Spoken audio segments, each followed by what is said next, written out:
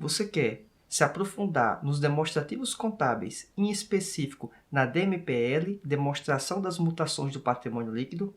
Hoje vai ser o dia. Vamos ver na prática, com demonstração contábil e inclusive com a resolução de exercícios, como se trata a DMPL. Vamos lá? Bem, quando tratamos sobre a DMPL, temos que ter uma dimensão que essa demonstração contábil ela tem que ser analisada sempre em conjunto com os demais demonstrativos contábeis. Então, portanto, se você tem interesse em analisar uma empresa, em entender um demonstrativo, lembre-se, sempre tem que ser em conjunto. Partindo dessa ideia, e já sabendo disso, vamos avançar aqui em relação ao entendimento da DMPL. Esse vídeo aqui, ele é um aprofundamento de um podcast que foi publicado já e consta nos agregadores de podcast de sua preferência, você vai poder ouvir, e tem um podcast tratando sobre DMPL. Tem um aprofundamento teórico um pouco maior, certo? Então, caso você tenha interesse, é só você acessar e aproveitar o conteúdo. Aqui teremos também um pouco dessa dimensão, mas em termos mais práticos, pois aqui há necessidade, inclusive, da visualização das imagens, para que você possa interagir e aí aprender, inclusive, como tratar e interpretar uma DMPL, inclusive a sua própria confecção. Vamos lá?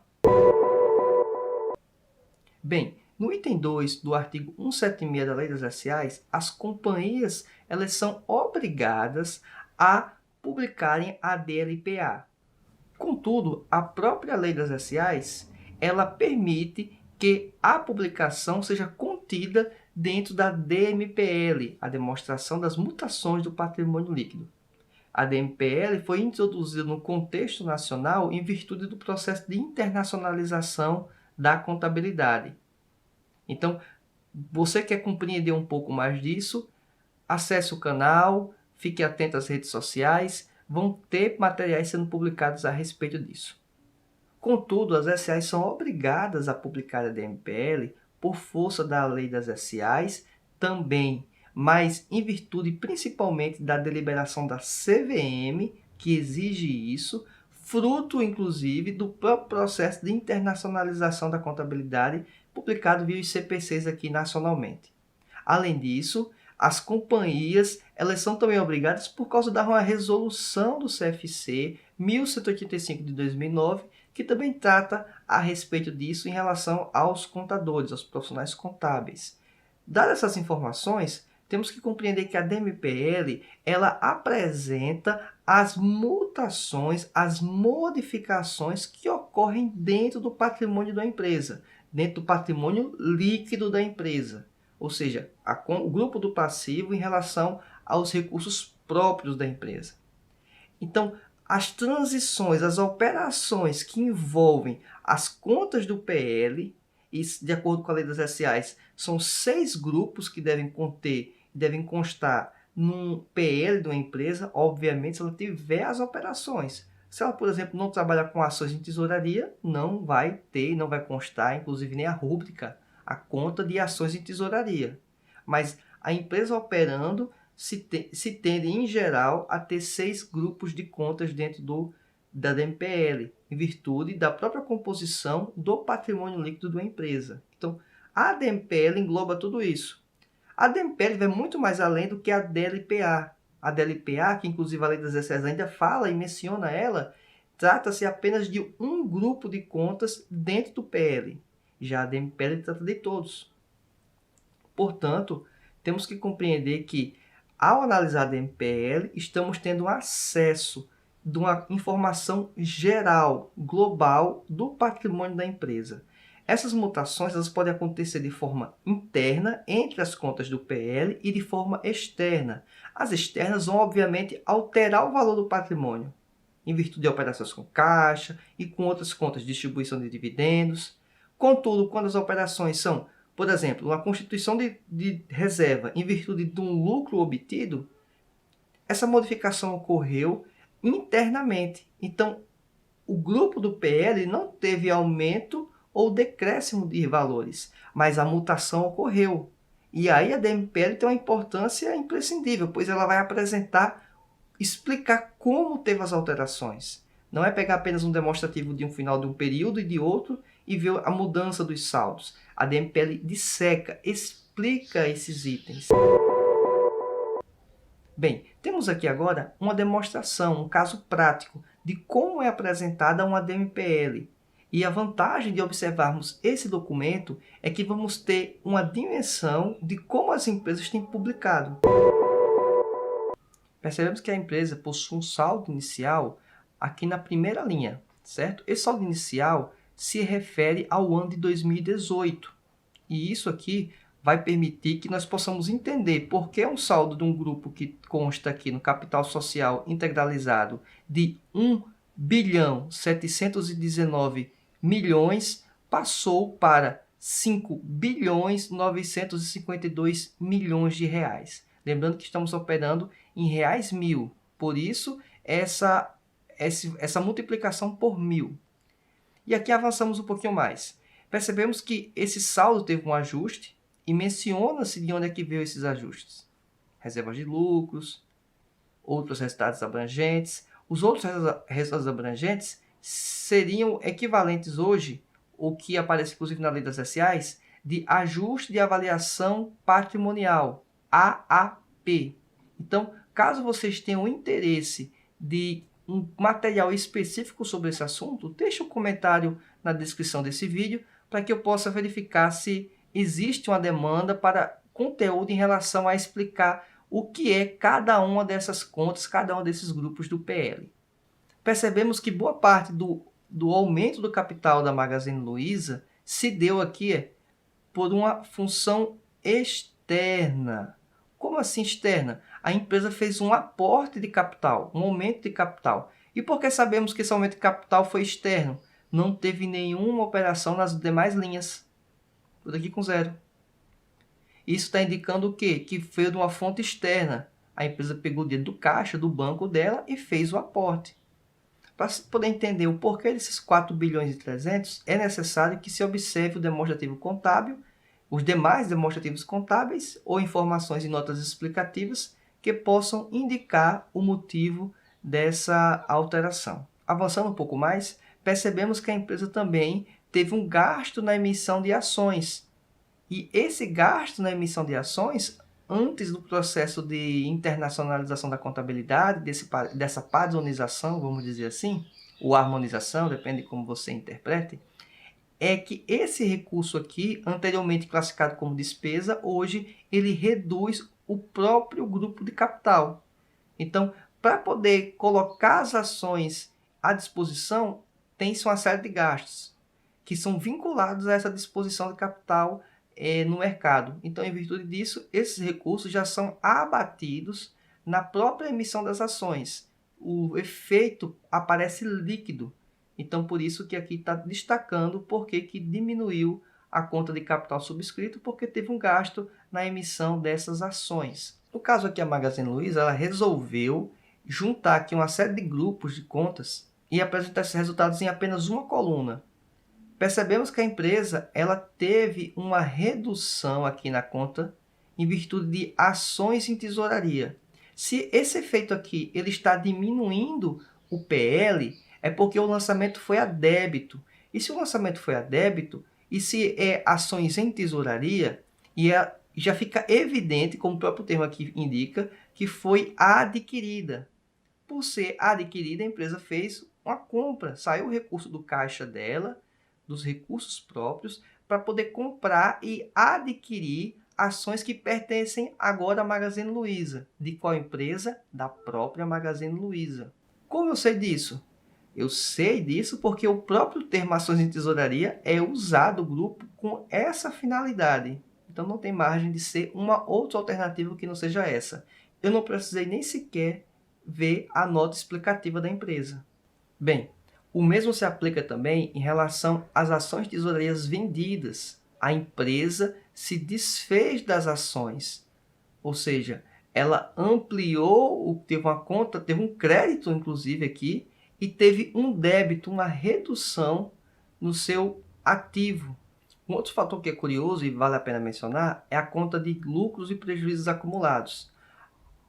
As empresas não podem ter lucros acumulados ao final do período, deixar uma conta com saldo em relação a lucros. Isso é proibido, é vedado pela nova legislação e também pela própria Constituição da CVM, órgãos reguladores, CPC e assim vai.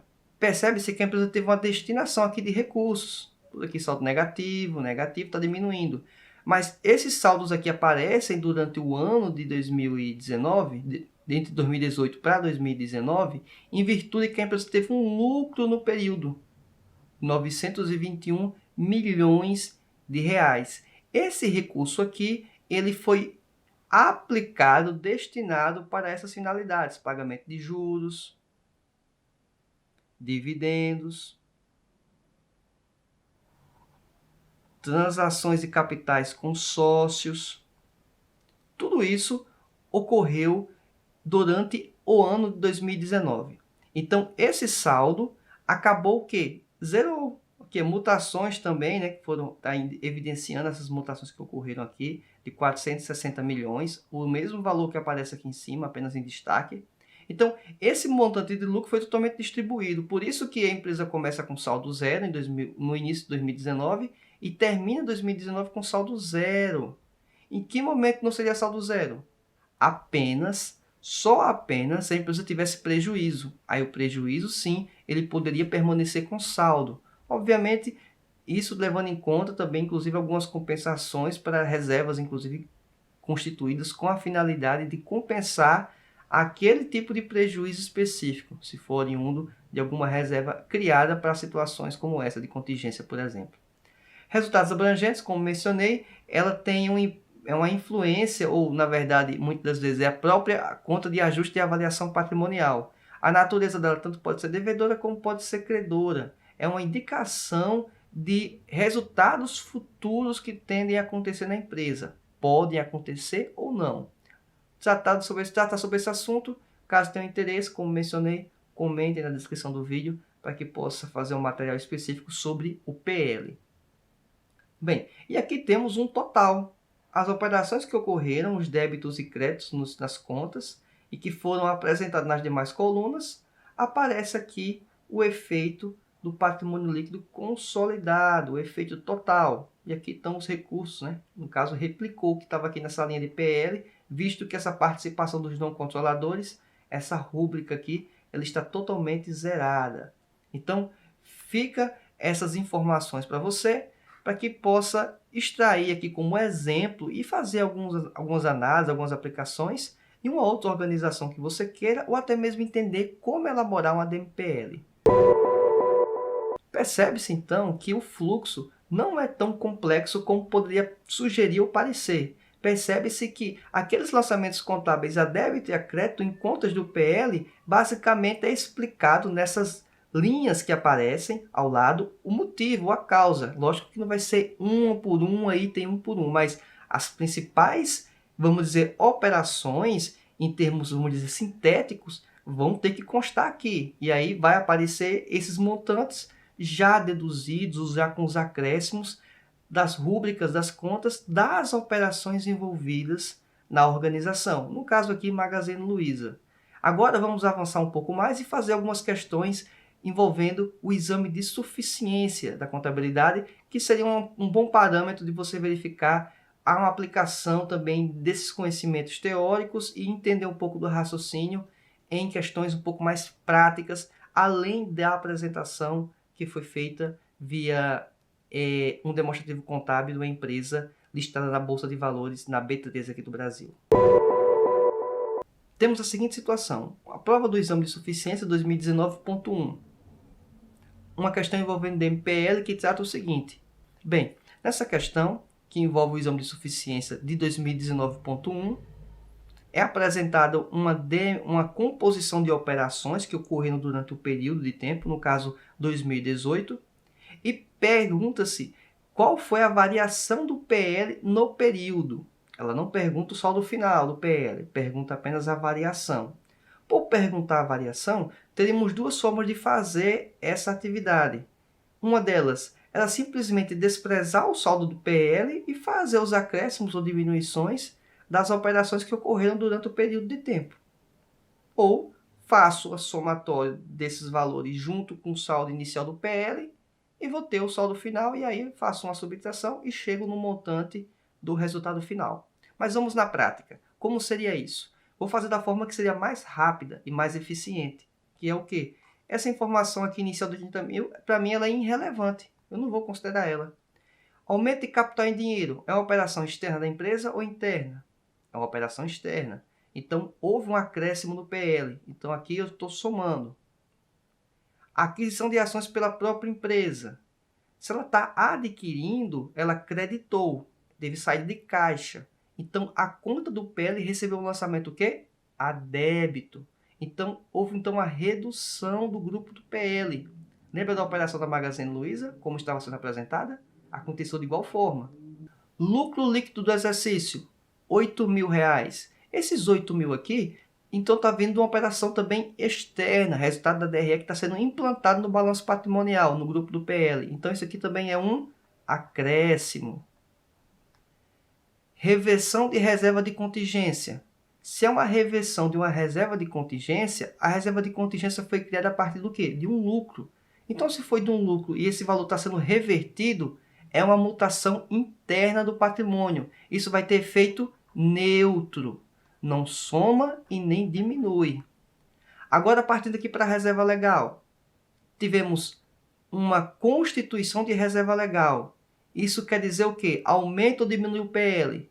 Não aumenta e nem diminui o PL. É um efeito neutro. O débito e o crédito ocorreram dentro do PL. E a questão pede para que a gente mencione a variação que teve no PL. É variação. Não é fazer uma DMPL exatamente. Reserva estatutária. De igual forma, uma reserva estatutária ela é criada a partir de resultados da empresa. Dividendos a distribuir. É uma operação que aumenta ou diminui? Ou é neutra? É uma operação que diminui o PL. Em que sentido? Esse montante vai ser destinado para os sócios lá no passivo. Vai ser um pagamento que a empresa vai fazer. Então, foi destinado essa parte. Foi compromissado esse recurso a ser pago. Então, com esses elementos, podemos fazer aqui logo abaixo um simples cálculo, levando em conta essas marcações que já fiz. R$15.000 de aumento de capital em dinheiro.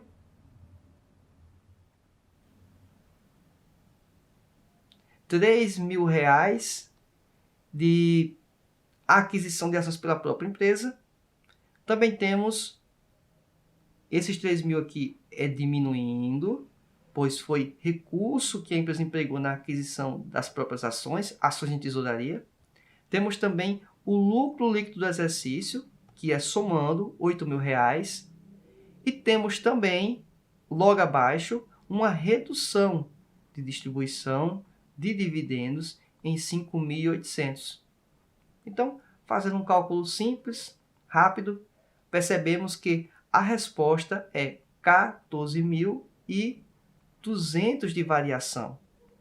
Então, o PL tinha um saldo inicial no início de 2018, final de 2017 de 80 mil, terminou o ano de 2018, finalizou 2018 com um saldo de 94.200. Mas a pergunta pede o quê? A variação. Então, a variação, a resposta é a alternativa B, 14.200. Percebe-se, portanto, que não há uma complexidade tão grande quando você entende a lógica do que é permutação interna e permutação externa. Não entramos nem sequer no critério aqui de qual grupo de contas isso acontece dentro do PL. E isso foi uma prova aplicada para quem quer se credenciar a ser um contador. Então, percebe-se que não foi nada de complexo, nada do outro mundo em relação a fazer essa prova. Bem, temos uma outra questão também do exame de suficiência de 2017.2. que fala sobre a obrigatoriedade de apresentação da DLPA. Isso aí mencionando inclusive algumas normas técnicas que são provenientes, inclusive a NBC TG 26, ela é concorrente ou correlata, na verdade, ao CPC 26, de apresentação das demonstrações contábeis. Mas aqui ele perguntam que pede para se fazer o verdadeiro e falso. Vamos observar aqui. A NBCTG 26 estabelece que a demonstração dos lucros ou prejuízos acumulados integra o conjunto completo das demonstrações financeiras? Não. O item que apresenta isso não tem nenhuma menção quanto à DLPA. Percebe-se isso lendo o CPC 26 ou a própria NBC-TG. Lá menciona-se a DMPL, não DLPA. Já a ITG 1000 estabelece que a entidade deve elaborar obrigatoriamente a demonstração de lucros ou prejuízos acumulados, juntamente com o balanço patrimonial, DRE, nota explicativa, de cada exercício social. Mais uma vez, é uma afirmação falsa, equivocada. Agora, a própria também, agora NBC-TG 1000, R1, diz que estabelece que a entidade pode apresentar uma única demonstração dos lucros ou prejuízos acumulados no lugar da DRA e da DMPL, se as únicas alterações no patrimônio líquido durante todo o período, durante os períodos para os quais as demonstrações contábeis são apresentadas, derivarem do resultado de distribuição de lucro, de correção de erros, de períodos anteriores e de mudança de políticas contábeis. Aqui essa questão é verdadeira. Inclusive, trouxe um trecho para vocês poderem observar o que diz a própria legislação a respeito, a própria orientação da NBC-TG. Percebe-se aqui que no item 3.18 faz uma ressalva quanto à adoção do uso da DLPA. Então, nesse sentido, apenas nessa circunstância, se as alterações ocorrerem exclusivamente apenas na distribuição de lucro, correção de erros e derivado do resultado, pode-se fazer a DLPA. O paralelo dessa legislação é em relação ao CPC PME, o CPC aplicado a pequenas e médias empresas. E aí tem uma característica distinta do CPC 26 e na NBC-TG 26, que é sobre a aplicação e apresentação geral das demonstrações, que não é aplicada diretamente às pequenas e médias empresas. Então fica essa informação para vocês. Então a resposta correta, alternativa A. E aí concluímos esse raciocínio. Se você gostou desse conteúdo, se esse material sobre DMPL foi relevante para você, eu peço, curta esse vídeo, compartilhe com seus amigos, se inscreva no canal. Também ative o sininho de notificações para que você possa receber os demais materiais que vou postar, inclusive sobre demonstrações contábeis, com resoluções também do exame de suficiência. Caso você também tenha interesse, peço, acompanhe o podcast Contabilidade Societária, tem materiais que são exclusivos lá naquele podcast. E eu estou no agregador de podcast que você utiliza. Pode pesquisar. Também criei um grupo no Telegram, que está aqui na descrição desse vídeo. Lá você vai poder também ter algumas informações de dúvidas que aparecem nos comentários aqui do YouTube. E a depender da situação, eu não crio um vídeo específico. Eu posso até inclusive responder via o Telegram. Então é uma plataforma que também vai ficar disponível para que você possa compartilhar. É isso, acompanhe também as redes sociais. Também tem materiais e informações que eu posso disponibilizar por lá, inclusive quando estou postando algum material novo. Então, desde já, agradeço. E lembre-se, você pode aprender muito mais de contabilidade no Contabilidade Societária. Até mais. Tchau.